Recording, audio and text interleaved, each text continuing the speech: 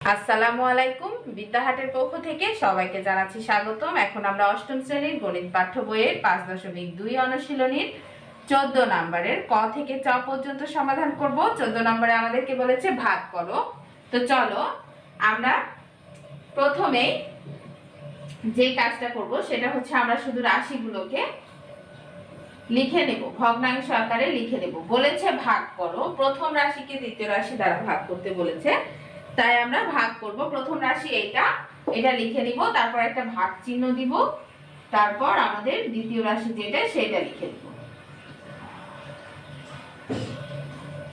তারপরের কাজ হচ্ছে আমাদের এই ভাগটাকে আমরা গুণে পরিণত করব। এর জন্য প্রথম রাশি যেটা আছে সেটা আমরা লিখে দিব, তারপর ভাগটা গুণ হয়ে যাবে এবং এর পরে যে ভগ্নাংশ আছে লবটা হরে চলে যাবে, হরটা লবে চলে যাবে, সোজা বাংলায় উল্টে যাবে। তাহলে দেখো 15zx নিচে ছিল, এটাকে আমরা উপরে লিখলাম, আর 4y² এটা উপরে ছিল, এটা আমরা নিচে লিখলাম। এটা শুধু উল্টে দিয়েছি, লবটা হরে গেছে, হরটা লবে আসছে। এবারে দেখো আমরা কাটাকাটি করব, একটু খেয়াল করে দেখো। কাটাকাটি করা মানে আসলে ভাগ করা।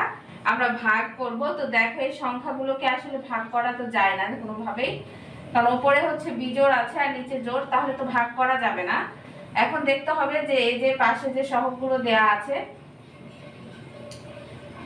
সেগুলো আমাদের ভাগ করা তো গেল না। এখন দেখতে হবে যে চলকগুলো দেয়া আছে সেগুলো ভাগ করা যায় কিনা। তো x² এর সাথে কোনো কিছু আসলে ভাগ করা যায় না।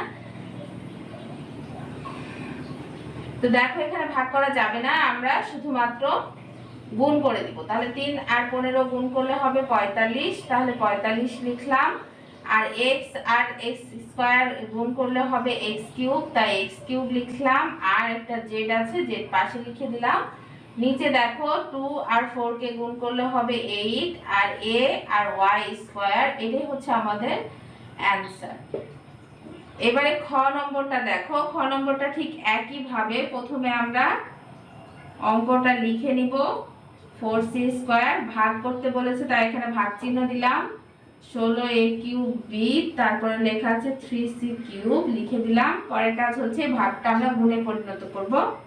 এই জন্য প্রথম লাইনে আর আমাদের প্রথমে কোনো পরিবর্তন হবে না, এখানে যা আছে তাই থেকে যাবে। তারপর ভাগটা গুণ হয়ে যাবে, লবটা হরে যাবে, হরটা লবে চলে আসবে, 16a³। এবার দেখো আমাদের কাটাকাটি যাচ্ছে কিনা দেখতে হবে। দেখো আমাদের কাটাকাটি এখানে হবে না, তাহলে 3 নং কত? 3 নং হচ্ছে 27, 27, তাহলে লিখে দিলাম। এবার দেখো এখানে a² আছে আর এখানে কিন্তু a³ আছে, তাহলে এটাকে দিয়ে এটাকে আসলে ভাগ করা যাবে। তাহলে a² থেকে কেটে যাবে, তাহলে কি থাকবে? এখানে নিচে একটা কিন্তু a থাকবে। আচ্ছা, তাহলে a² কেটে যাবে, আর উপরে b আছে, নিচে কিন্তু b আছে। দেখো b² এর সাথে যদি আমি b ভাগ করে দেই তাহলে এই b আর এখানকার একটা b কেটে যাবে, তাহলে b থাকবে, তাহলে লিখি b। আর দেখো এই যে c³ এখানে আছে আর নিচে আছে স্কয়ার, তাহলে এই c³ এর সাথে স্কয়ার যদি কাটাকাটি হয় তাহলে একটা c থাকবে। তাহলে নিচে যাই, এবার 4 16 64, c² এর সাথে তো এটা আগে কেটে গেছে, তো এটা চলে গেছে। আর এই যে a³, এই যে a² এর সাথে a³ ভাগ ছিল, তো a ছিল এখানে, আর b তো আগে আমরা কেটে দিয়েছিলাম। তাহলে এটা হচ্ছে আমাদের অ্যানসার ক্ষয়। দেখো অঙ্কগুলো কিন্তু খুবই সহজ, তুমি একটু প্র্যাকটিস করলেই পারবে। তাহলে আমাদের 14 ক এবং খ সমাধান হলো। চলো এবার বাকিগুলো আমরা সমাধান করি। দেখো এখন আমরা গ নম্বরটা সমাধান করব। তাহলে গ নম্বরটা যেভাবে আছে শুধু আমরা তুলে নিব, যেহেতু আমাদের ভাগ করতে বলেছে শুধুমাত্র আমরা ভাগ চিহ্নটা এখানে বসিয়ে দিব। তাহলে প্রথম ভগ্নাংশটা আমি লিখে নিলাম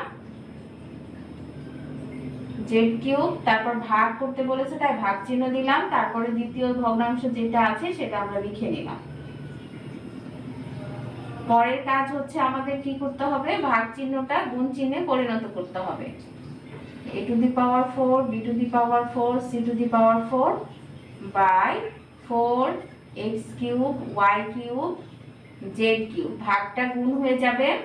ভাগ যদি গুণ হয়ে যায় তাহলে লবটা হরে যাবে, হরটা লবে আসবে, মানে উল্টে যাবে। তাহলে 12 নিচে ছিল, 12 এখন উপরে চলে যাবে। আর 7a² b² c² নিচে উপরে ছিল, এটা এখন নিচে চলে এসেছে, উল্টে গেছে। এবার দেখো, এবার আমরা একটু কাটাকাটি করি। তাহলে দেখো আমি যদি এখানে কাটি যে 7 একে 7, 3 7 21, 7 একে 7, 3 7 21। আবার দেখো এখানে 4 একে 4, 3 4 12। এটা কাটাকাটি করা যায়। তাহলে ওপরে কি হবে, সংখ্যাগুলো 3 3 9 হবে। এবার দেখো a টু দি পাওয়ার 4 আছে এখানে, আর নিচে a স্কয়ার আছে। তাহলে a টু দি পাওয়ার 4 কে যদি আমি a স্কয়ার দিয়ে ভাগ করি তাহলে কি দুইটা কেটে যাবে, তাহলে a স্কয়ার থাকবে। আবার b টু দি পাওয়ার 4 কে যদি b স্কয়ার দিয়ে ভাগ করি তাহলে কি হবে, b স্কয়ার হবে। আবার এটাও c টু দি পাওয়ার 4 কে যদি c স্কয়ার দিয়ে ভাগ করি তাহলে সেম এটা c স্কয়ার হবে। এবার একটু খেয়াল করো যে x আছে, উপরে একটা x আছে আর নিচে দেখো 3টা x আছে। তাহলে 3টা x থেকে তাহলে একটা x কাটাকাটি হয়ে যাবে, তাহলে নিচে 2টা x থাকবে, ঠিক একইভাবে 2টা y থাকবে এবং একইভাবে 2টা z থাকবে। যে উপরে x y z ছিল যেগুলোর সাথে প্রত্যেকটার সাথে ভাগ হয়ে গেছে, এগুলো নিচে আছে, নিচে বেশি সংখ্যক আছে তাই আমরা নিচে এটা লিখেছি। আচ্ছা দেখো এটাই হচ্ছে আমাদের অ্যানসার। এখন আমরা ঘ নম্বরটা সমাধান করব। ঘ নম্বরটা ঠিক একইভাবে আমরা প্রথমে প্রথম রাশিটাকে লিখে নিব, তারপর ভাগ করতে বলেছে এজন্য ভাগ চিহ্ন দিব, তারপর দ্বিতীয় রাশি যেটা দিয়েছে সেটা লিখে নিব। পরের কাজ হচ্ছে আমরা এটাকে গুণ আকারে লিখব এবং এটা উল্টায় দিব, তাহলে লব হরে চলে যাবে এবং হর লবে চলে আসবে। তারপর দেখো এই y আর এই y কাটাকাটি হয়ে যায়, তাহলে উপরে থাকছে x আর নিচে থাকছে x প্লাস y। এটাই হচ্ছে আমাদের 14 নম্বরের ঘ এর সমাধান। তাহলে 14 নম্বরের ঘ আমাদের সমাধান হয়ে গেছে। চলো পরবর্তীগুলো আমরা সমাধান করি। দেখো আমরা এখন ও নাম্বারের সমাধান করব। ও নাম্বারে আমরা শুধু অঙ্কটা তুলে নিয়েছি, তুলে নেওয়ার পর এই যে কমার জায়গায় শুধুমাত্র ভাগ চিহ্ন বসিয়েছি।